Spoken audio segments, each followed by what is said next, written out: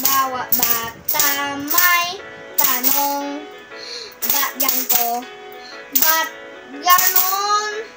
Kaya buksan ang isipan sa science o aham.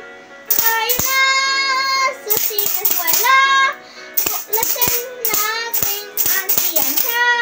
Tinabuhasan ng ating bayan, siguradong mahahamtan.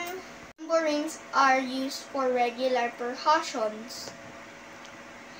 You can use it by your hands, hitting or shaking it.